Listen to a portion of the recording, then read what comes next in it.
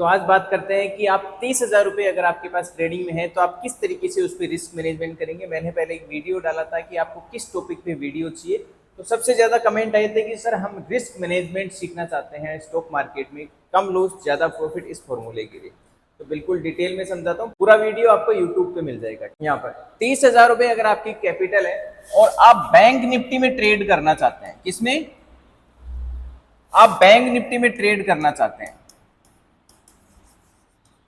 तो bank Nifty में trade करना चाहते हैं। बैंक निफ्टी में लोट का साइज कितना होता है? 15 का, और आपकी कैपिटल कितनी है? 30,000 रुपये।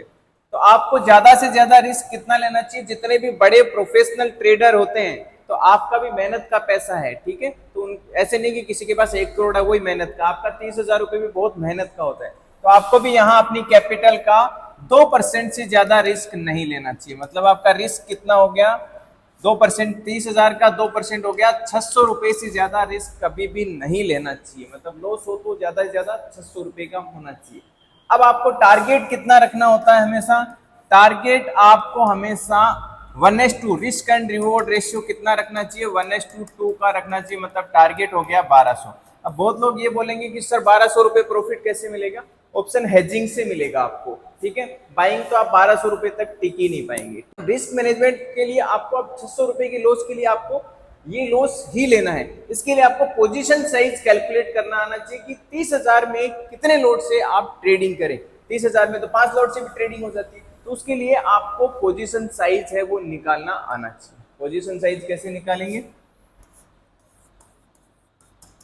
पोजीशन साइज निकालने का फॉर्मूला होता है, कितने रुपए का रिस्क लेना चाहते हैं, कितने का, मतलब रिस्क जितने का लेना चाहते हैं। ये ऑप्शन ट्रेडिंग के लिए पोजीशन साइज निकालना बता रहा हूं। जितने का आप रिस्क लेना चाहते हैं और जितने का रिस्क लेना चाहते हैं, नीचे साथ में लिखोगे जिस भी इंस्ट्रूमेंट में आप ट्रेड कर रहे हैं, निफ्टी बैंक निफ्टी में, तो उसका लोड साइज कितना है, गुणा आप कितने पॉइंट का एसएल लेना चाहते हैं। तो यहां पे स्टॉप लॉस पॉइंट हो गया। समझ में आ गया? अब मान लीजिए बैंक निफ्टी में आप कॉल खरीद रहे हैं, तो 30,000 में तो 4-5 लोट भी खरीद सकते हैं। मान लीजिए आपका लोड एसएल है, स्टॉप लॉस पॉइंट है वो 40 रुपए का है। कितने का है?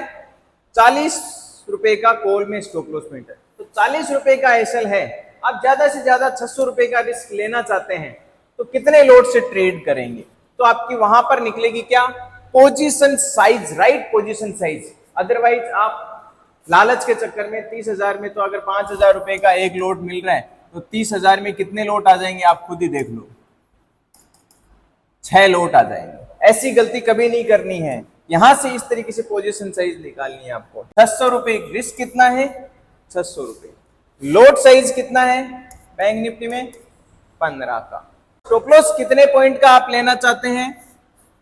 Stop loss point 40। तो यहां पर ये आ गया, 15 को 40 से गुणा करोगे, 600 डिवाइडेड बाई 600। मतलब अब आप बैंक निफ्टी में अगर 40 पॉइंट का एसएल लेना चाहते हैं और कैपिटल आपकी 30,000 है, तो आप सिर्फ और सिर्फ एक लोट से ट्रेड करोगे। अब बहुत सारे लोगों का ये डाउट होता है कि तो सर हम क्या एक लोट से ट्रेड करें, तो 30,000 में कौन सा आपको एट द मनी बाय करना चाहिए कि बहुत इन द मनी जाके? नहीं, एटीएम पे ही आप बाइंग करें। आउट ऑफ द मनी में कभी भी बाइंग नहीं होती, उसका ध्यान रखना। उस पर भी मैं वीडियो बहुत जल्दी बना दूंगा। बोलेंगे कि हाँ सर कौन सा स्ट्राइक प्राइस सेलेक्ट करना चाहिए, तो उसके हिसाब से। तो ये समझ में आ गया आपको 30,000 पे कितने लोट से ट्रेडिंग करना चाहिए। This is the risk management. अगर आप ये रिस्क मैनेजमेंट फॉलो नहीं करते, अकाउंट में जितने पैसे हैं उतने के सबके लोट खरीद लेते हैं, तो आप रॉन्ग पोजीशन साइज करेंगे। एक दिन मार्केट में ऐसा आएगा जिस दिन आपका अकाउंट खाली हो जाएगा। इसलिए राइट पोजीशन साइज होना चाहिए, और राइट पोजीशन साइज होता है उससे डर नहीं लगता। अब मान लीजिए आपका ये एसएल नहीं है, आपका स्टॉप लॉस पॉइंट है वो 20 पॉइंट का ही आया है बैंक निफ्टी में, तो यहाँ पे 20 कर दो।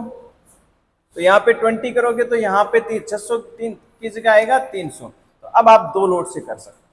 और अगर बड़े एसएल हैं आपके, ठीक है, 60 पॉइंट 100 पॉइंट इस तरीके के एसएल हैं, उस ट्रेड को अवॉइड कर दो।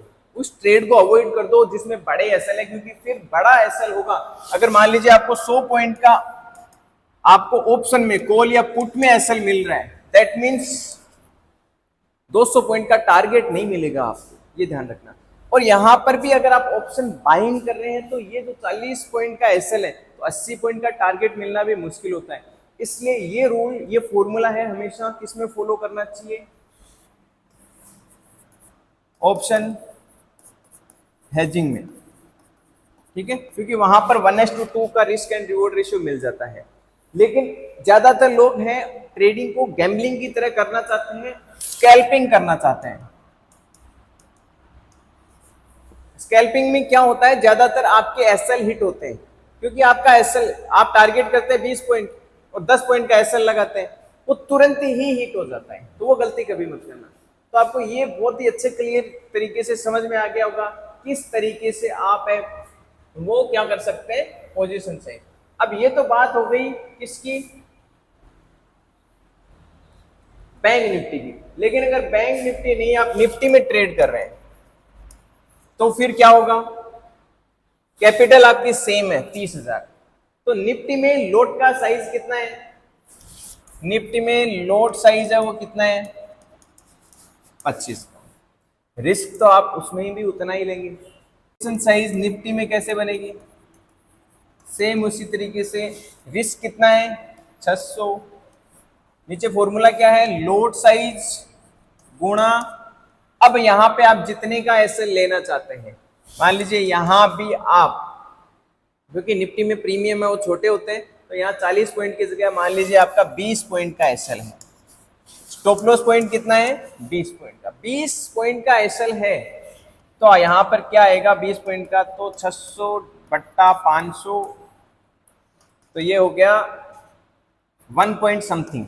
तो 1 पॉइंट समथिंग लोट होता नहीं, तो राउंड फिगर में एक लोट से ट्रेड करोगे। बहुत सारे लोग अब ये कमेंट कर देंगे कि सर 600 रुपए का लॉस तो एक झटके में हो जाएगा।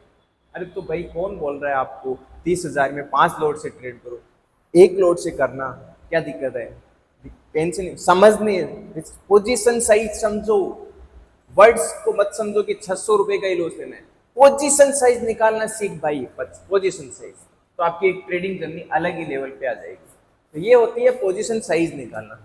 अगर और डिटेल में आपको पोजीशन साइज रिस्क मैनेजमेंट पे डिटेल में वीडियो और चाहिए, बताओ आप मुझे बता देना नीचे कमेंट में कि किस डिटेल में आपको पोजीशन साइज चाहिए, साइकोलॉजी पे वीडियो चाहिए, ठीक है, ऑप्शन चेन को कैसे रीड करते हैं उस पर वीडियो चाहिए। ठीक है, थैंक यू सो मच।